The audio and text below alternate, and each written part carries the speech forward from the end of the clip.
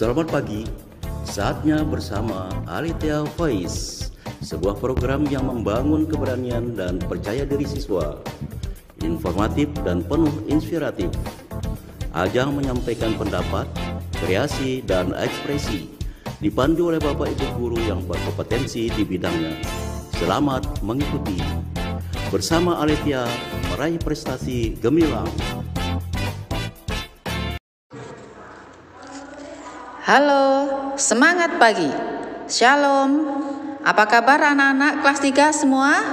Wah, senang sekali rasanya dapat berjumpa kembali dalam kegiatan Alethea Voice. Kali ini kita akan mendengarkan pembacaan biografi para pahlawan dalam rangka memperingati Hari Pahlawan.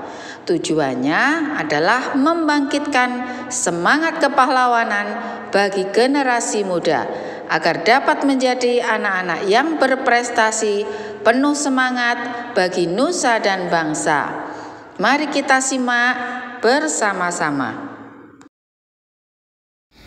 Nama saya Putu Esen Reslan Nugraha. Saya dari kelas 3A SD Kristen Alethea Ampenan. Saya akan membacakan biografi Letjen R. Suprapto. Letjen R. Suprapto bernama lengkap Letnan Jenderal TNI Anumerta R. Suprapto, lahir di Purwokerto 20 Juni 1920. Usianya hanya terpaut 4 tahun lebih muda dari sang panglima besar.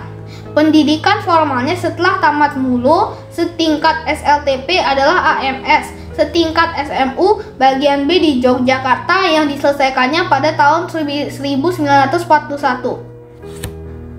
Sekitar tahun itu, pemerintah Hindia Belanda mengumumkan milisi sehubungan dengan pecahnya Perang Dunia Kedua. Ketika itulah ia memasuki pendidikan militer pada Konin Military Academy di Bandung. Pendidikan ini tidak bisa diselesaikannya sampai tamat karena pasukan Jepang sudah keburu mendarat di Indonesia. Oleh Jepang, ia ditawan dan dipenjarakan, tapi kemudian ia berhasil melarikan diri. Selepas pelariannya dari penjara, ia mengisi waktunya dengan mengikuti kursus pusat latihan pemuda, latihan Keibodan, Seinendan, dan Suishintei. Dan setelah itu, ia bekerja di kantor pendidikan masyarakat. Di awal kemerdekaan, ia merupakan salah seorang yang turut serta berjuang dan berhasil merebut senjata pasukan Jepang di Cilacap. Selepas itu, ia kemudian masuk menjadi anggota Tentara Keamanan Rakyat di Purwokerto. Selama di Tentara Keamanan Rakyat (TKR), ia mencatatkan sejarah dengan ikut menjadi salah satu yang turut dalam pertempuran di Ambarawa melawan tentara Inggris. Ketika itu pasukannya dipimpin langsung oleh Panglima Besar Sudirman. Ia juga salah satu yang pernah menjadi ajudan dari Panglima Besar tersebut.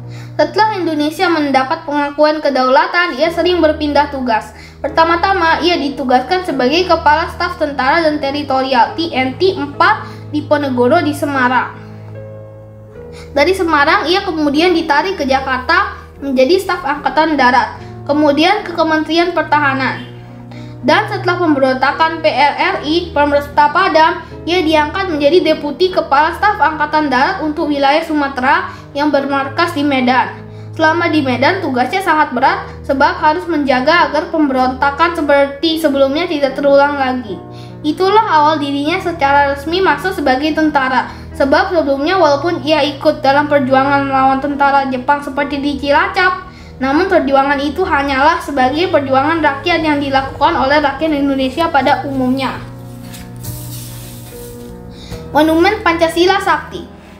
Pada pemberontakan yang dilancarkan oleh PKI tanggal 30 September 1965, dirinya menjadi salah satu target yang akan diculik dan dibunuh.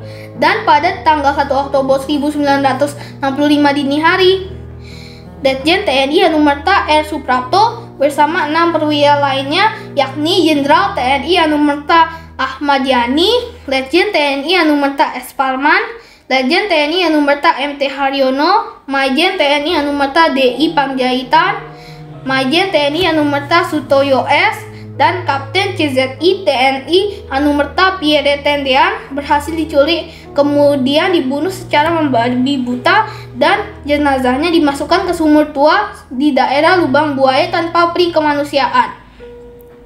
R. Suprapto gugur sebagai pahlawan revolusi untuk mempertahankan Pancasila.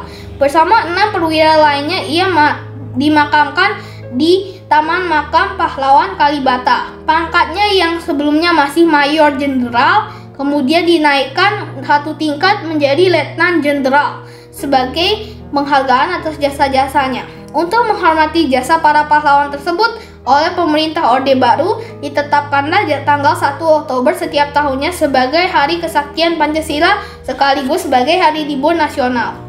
Dan di daerah Lubang Buaya, Jakarta Timur, di depan sumur tua tempat jenazah ditemukan, dibangun tugu dengan latar belakang patung ketujuh pahlawan revolusi tersebut. Tugu tersebut dinamai Tugu Kesaktian Pancasila. Terima kasih. Nah, bagus bukan? Cintai dan teladanilah perjuangan para pahlawan. Terus berprestasi untuk membangun nusa dan bangsa. Eureka Aletheia.